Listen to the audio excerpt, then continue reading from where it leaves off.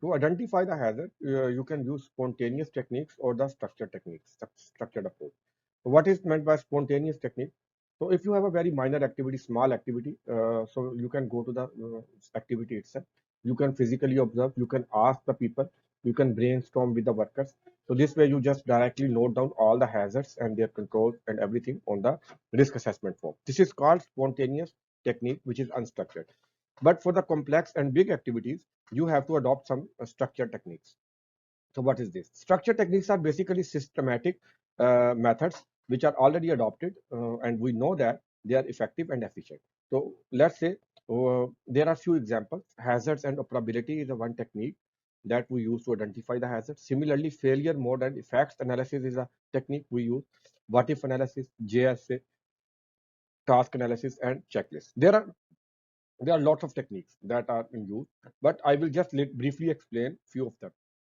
So let's say in hazard and operability studies, basically what you do, you in the process industry, especially power industry, so you check or find the probability of the that which element of the process can malfunction. You find its probability.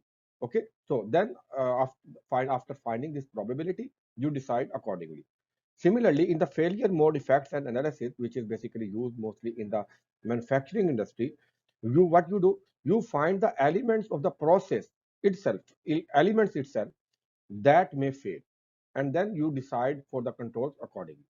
And similarly, in the what if analysis, basically, this is a brainstorming technique. So what you do, you have an activity. So you sit together, all the experts, relevant concerned parties with that who have the experience of that activity, and you just brainstorm and make a scenario and then identify the potential hazards. So, and in the JSA, you just take a activity, you break down the activity into the smaller steps, and then you find the hazards against each. Similarly, checklist you can use. So, other simple ways are you can use the inspections, you can do the inspections, surveys, etc. So, this is a structured approach where you use a systematic method to identify all the hazards. So the resources you can use for this identification of the hazards are relevant documents, inspection reports, maintenance records, manufacturers, the data sheets, etc.